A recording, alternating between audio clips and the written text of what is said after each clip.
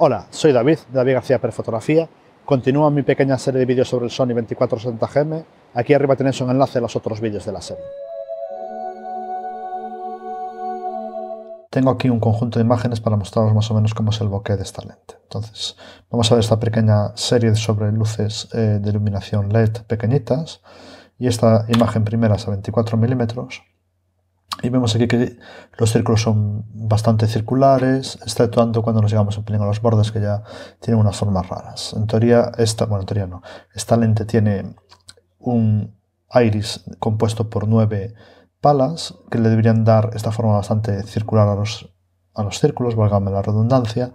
Y más o menos aquí se puede observar 1, 2, 3, 4, 5, 6, 7, 8, 9.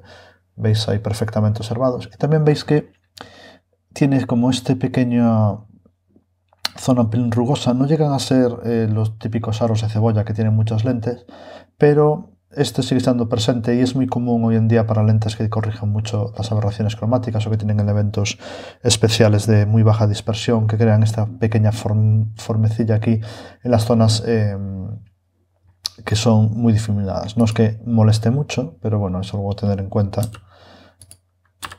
A 35 milímetros más o menos es la misma historia.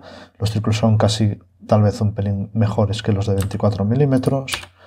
50 milímetros más de lo mismo, veis que se deforman un pelín más llegando hacia el borde de la imagen. Y a 70 milímetros más de lo mismo, círculos casi perfectos aquí hacia el borde de la imagen. Veis que las distorsiones son un pelín peores, pero en el centro más o menos está igual. Si vemos aquí escenas, vemos que el fondo no suele ser muy nervioso, incluso este fondo con mucho detalle donde ahí están todas las ramas suele ser un fondo agradable, que no molesta mucho a la vista, queda perfectamente la zona que está enfocada. Aquí también estos árboles, una zona un pelín más de luz suave, aunque aquí vemos que las zonas de contraste tampoco llevan la vista a ellos porque tienen contraste, pero tampoco molestan mucho y tampoco hay nada de aberración cromática en las zonas difuminadas, con lo cual yo creo que es una lente que si la buscáis para desenfoque, que es parte de lo que busca Sony con estas lentes en su serie GM, yo creo que para el temas de bokeh os va a dar unos resultados más que magníficos. La parte negativa de que tenga 9 hojas para hacer el iris de la lente para la apertura es que las estrellas van a tener 18 puntas. A mí personalmente me gustan unas estrellas un pelín más definidas, con menos puntas, pero bueno, esto ya es un pelín cuestión de gustos, veis, tampoco son tan feas, como podéis ver aquí, estas estrellas de 18 puntas, y realmente ya cuesta, a F14 sale, F11, aquí está F22, realmente hay que cerrar un pelín la lente para que empiecen a aparecer bastante más definidas. Como podéis observar, si tenemos más o menos en el centro de la imagen el elemento muy luminoso, hay algún reflejillo que se produce en la lente, pero es de lo menor. Pero si ya vamos moviendo, por ejemplo, aquí a la esquina, vemos aquí este reflejo que se está produciendo aquí en la lente, o este es de aquí, que pueden llegar a ser molestos. He visto lentes mucho peores, no son de todo molestos, pero tampoco es una lente perfecta que no tengan este tipo de reflejos. Hay gente que le gusta, puede gustarlos no para la composición, hay formas después de eliminarlos ya en el propio campo, pero bueno, es algo a tener en cuenta sobre esta lente que tiene estos pequeños destellos que pueden pareceros molestos y estropearos alguna imagen si no os gusta.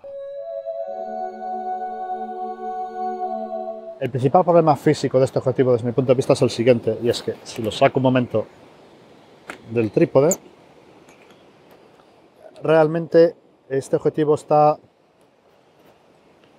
muy descompensado físicamente para el tamaño de las cámaras estas. A lo mejor con una 9 o una 7R3 que son un pelín más grandes que esta A7 II queda mejor, pero para aguantarlo con una sola mano, la verdad que tenemos todo el peso muy hacia adelante. Con dos manos queda cómoda, pero fijaros que ya estoy aguantando casi todo el objetivo con esta mano de aquí y queda un pelín desbalanceado. No me resulta especialmente muy incómodo, pero probablemente no sea, si no le ponemos a lo mejor un grip, no sea un objetivo tan cómodo de usar como podría ser el 2470 de Canon o el de Nikon en la propia cámara de Canon o Nikon. Pero bueno, el conjunto total pesa un pelín menos, pero es el precio que tenemos que pagar por tener una lente f2.8. Por eso ya os estaba diciendo yo que si hubiese una f4 probablemente decente, probablemente yo hubiese optado más por esa que por esta. No, el f2.8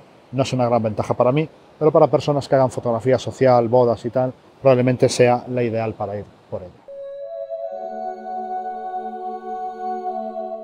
Vamos a ver aquí comparando dentro del propio objetivo las imágenes y vamos a evaluar el objetivo en temas de resolución de 24 en 35, en 50 y en 70 milímetros. Esto es más o menos para ver un rango de imágenes y ver cómo se comporta el objetivo con cada una de ellas. Bien, tenemos aquí esta escena, que si la vamos a ver, vamos a quitar el zoom y la vemos en general. Está todo enfocado al infinito. Estas son las escenas que hice para comprobar que el objetivo estuviese bien centrado, como os explico en otro vídeo, que pondré el enlace por esta zona de aquí. Bien, y si vamos a la zona central más o menos de la imagen, vemos que a f2.8, aquí estamos a 24 mm f2.8, a f4 ya mejora bastante, aunque f2.8 no está mal el objetivo. Y si nos vamos hacia las esquinas, aquí en esta esquina intermedia vemos que f4 está bastante bien. Fijaros que estamos muy cerca de la esquina, todavía no estamos en la esquina de todo. Y ya cuando nos vamos a la esquina extrema, que es donde los objetivos más suelen patinar, vemos que f4 no está, ya empieza a mejorar. Vemos, sacamos mucho más detalle aquí en las ramas, en la iglesia aquí del Tibidabo, vemos que está todo mejorando. Bien, si en vez de f4 miramos f5.6 y aquí estoy comparando con f2.8, veis que el centro ya es casi muy bueno, es mucho detalle. En términos intermedios vemos que es también perfecto, aquí se ve perfectamente este observatorio astronómico. Y si ya nos vamos aquí a esta esquina, vemos que también ha mejorado mucho en la zona del Tibidabo, se ve más detalle en las ventanitas, etc.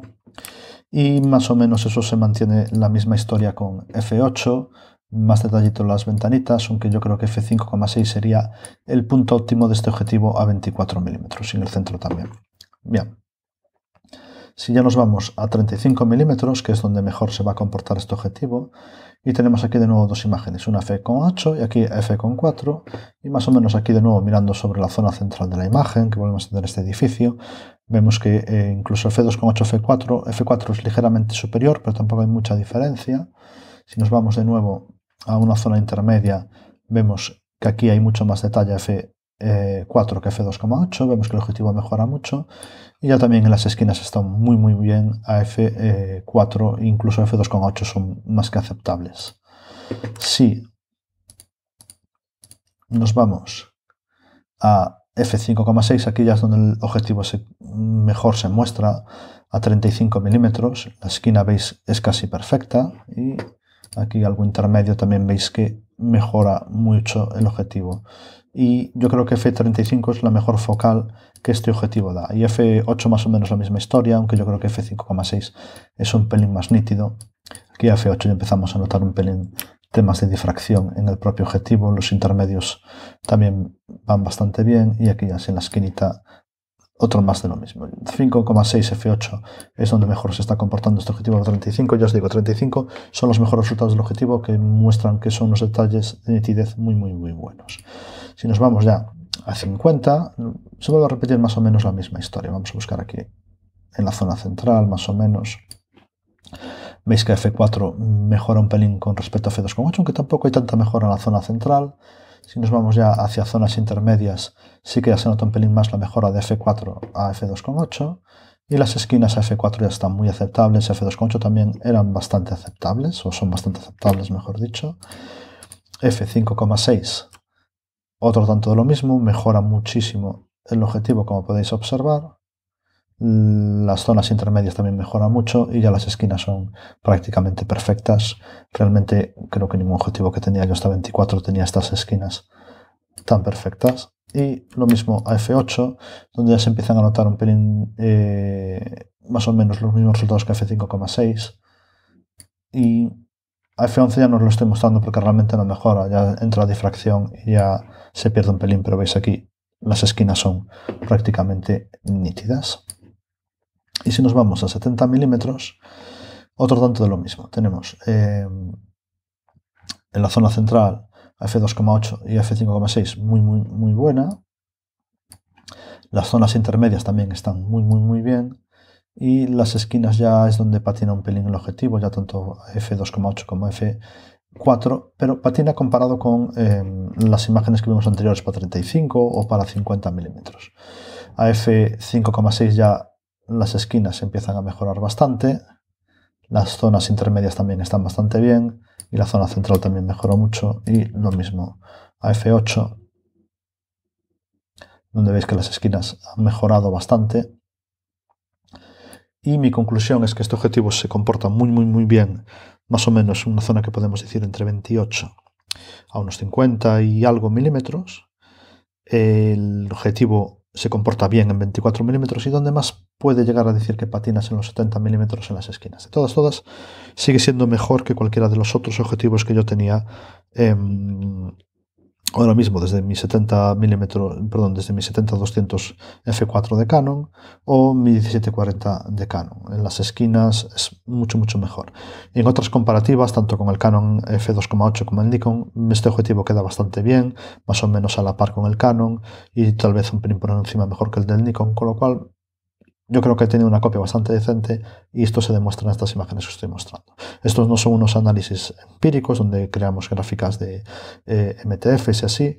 Eso os pondré abajo en los comentarios del vídeo enlaces a donde están esos análisis ya bastante más empíricos que esto de andar viendo las fotos en Lightroom y comparando una contra otra.